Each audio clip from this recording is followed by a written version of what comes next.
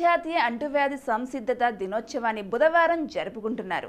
అంటువ్యాధులకు వ్యతిరేకంగా ప్రపంచ భాగస్వామ్య యొక్క ప్రాముఖ్యతను సూచించడానికి ప్రతి సంవత్సరం డిసెంబర్ 27ను అంతర్జాతీయ అంటువ్యాధి సంసిద్ధత దినోత్సవంగా గుర్తించాలని ఐక్యరాజ్యసమితి జనరల్ అసెంబ్లీ తన సభ్య దేశాలు మరియు ఇతర ప్రపంచ సంస్థలకు పిలుపునిచ్చింది.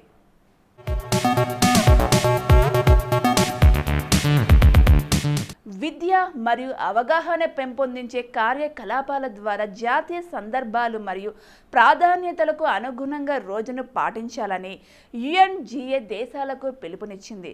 కొనసాగుతున్న కరోనా వైరస్ అంటే కోవిడ్-19 వ్యాధి ఆరోగ్య వ్యవస్థలను నాశనం చేసి ప్రపంచవ్యాప్తంగా దీర్ఘకాలిక సామాజిక మరియు ఆర్థిక అభివృద్ధిని నాశనం చేసే తర్వాత స్థితిస్థాపకమైన ఆరోగ్య వ్యవస్థలను నిర్మించడంలో సహాయపడే వ్యవస్థ అవసరం మరియు హాని కలిగించే వారిని చేరుకోవడానికి సంస్థలను ఎనేబుల్ చేసింది.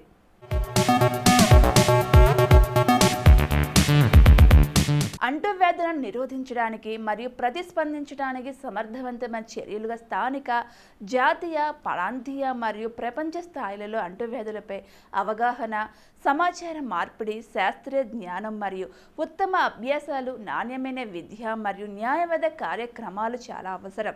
ఐక్యరాజ్యసమితి వెబ్సైట్ పేర్కొంది. ఈ అవసరంపై అంతర్జాతీయ దృష్టి లేకపోవడం వల్ల భవిష్యత్తులో మహమ్మారి తీవ్రత మరియు గురుత్వాకర్షణ పరంగా మునుపటి వ్యాప్తిని అధిగమిస్తుంది. ఇది జోడించింది.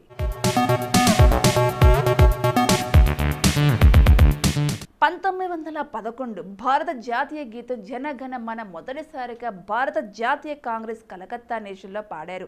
1911 భారత జాతీయ కాంగ్రెస్ కలకత్తా అంటే ప్రస్తుతం కోల్కతా సెషన్లో మొదటిసారిగా జనగణ మన పాడారు. 2012 తిరుపతిలో 4వ ప్రపంచ తెలుగు మహాసభలు ఘనంగా ప్రారంభమైనవి.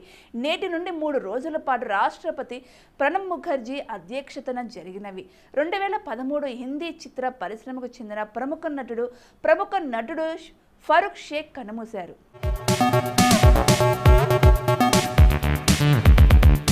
భారతదేశంలో జరిగిన కొన్ని ముఖ్య సంఘటనల గురించి తెలుసుకున్నాం కదా.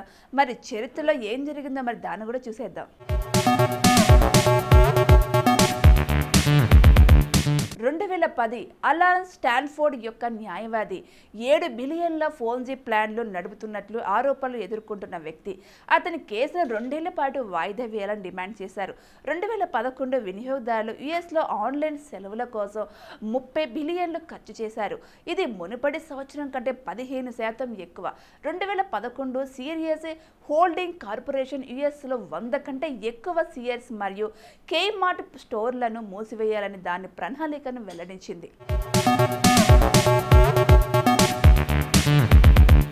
2012 టయోటా మోటార్ కార్పొరేషన్ ఆకస్మిక త్వరణానికి సంబంధించిన డజన్కు పైగా కేసులను పరిష్కరించడానికి 1 బిలియన్ చెల్లించడానికి అంగీకరిస్తుంది.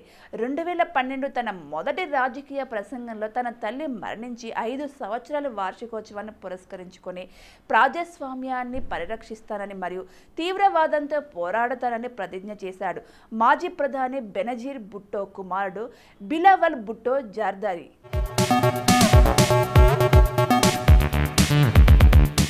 2013 డెల్టా ఎయిర్లైన్స్ వెబ్సైట్లో లోపం వల్ల వేలాది మంది కస్టమర్లు సూపర్లో అద్దెకు టికెట్లను కొనుగోలు చేయడానికి అనుమతినిస్తుంది.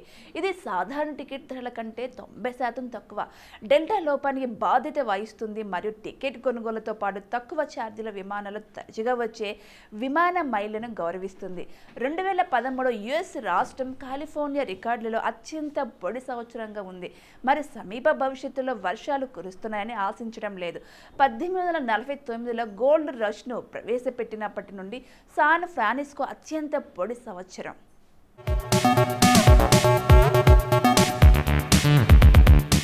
2014 హ్యాకింగ్ దాడి తర్వాత ప్లేస్టేషన్ నెట్వర్క్ అంతరాయం కలిగించిన తర్వాత సోనీ కార్పొరేషన్ యొక్క గేమింగ్ సర్వీస్ ఆన్లైన్కి తిరిగి వచ్చింది. ఈ నెల ప్రారంభంలో సోనీ పిక్చర్స్ డివిజన్స్ జరిగిన దాడికి ఈ సంఘటనకు సంబంధం ఉందా అని కంపెనీ దర్యాప్తు చేస్తుంది. 2014 ఆర్థిక వ్యవస్థను మెరుగుపరచడానికి జపాన్ 29 మిలియన్ల ఆర్థిక ప్రోత్సాహ ప్యాకేజీని ఆమోదించింది. చిన్న వ్యాపారులకు మద్దతు ఇవ్వడానికి, స్థానిక ఆర్థిక కార్యకలాపాలను ఉత్తేజపరిచేందుకు మరియు వినాశకరమైన సహజ శక్తుల ద్వారా దెబ్బతిన్న ప్రాంతాలను బలోపేతం చేయడానికి విధులు కేటాయించబడతాయి.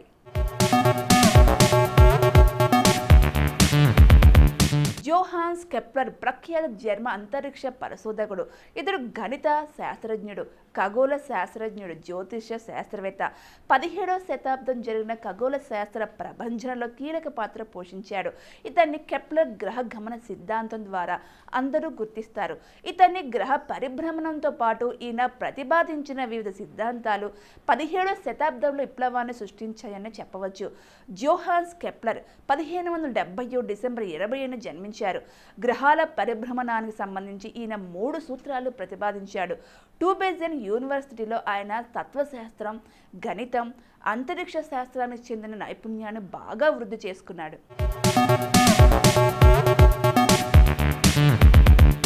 లూయి పాస్చర్ ప్రముఖ ఫ్రెంచ్ జీవశాస్త్రవేత్త. వ్యాధులకు కారణం సూక్ష్మ క్రిములను కనుగొని రోగ నివారణకు పాస్చర్ బాటలు వేశాడు. టీకాల ఆవిష్కరణకి ఇతడు ఆద్యుడు. మొదటిసారిగా రేబిస్ వ్యాధి కోసం టీకాను తయారు చేశాడు. చాలా మందికి ఇతడు పాలు ద్వారా వ్యాపించే వ్యాధులను అరికట్టే పద్ధతి ప్రవేశపెట్టిన వ్యక్తిగా సుపరిచితులు. ఈ పద్ధతిని నేడు పాశ్చరైజేషన్ అంటారు. ఇతన్ని సూక్ష్మ జీవశాస్త్రం వ్యవస్థాపకులైన ముగ్గురిలో ఒకరుగా పేర్కొంటారు. మిగిలిన ఇద్దరు రాబర్ట్ కోచ్, ఫెర్డినాండ్ క్యాన్. ఇతని మరణం తర్వాత ప్యారిస్లోని పాశ్చర్ సంస్థ భూగర్భంలో పాతిపెట్టారు. ఈ ఘనత దక్కిన 300 మంది ఫ్రాన్స్ దేశస్థులలో ఇతడొకడు. పాశ్చర్ 1822 సంవత్సరం డిసెంబర్ 27న ఫ్రాన్స్లోని డోల్ గ్రామంలో జన్మించాడు.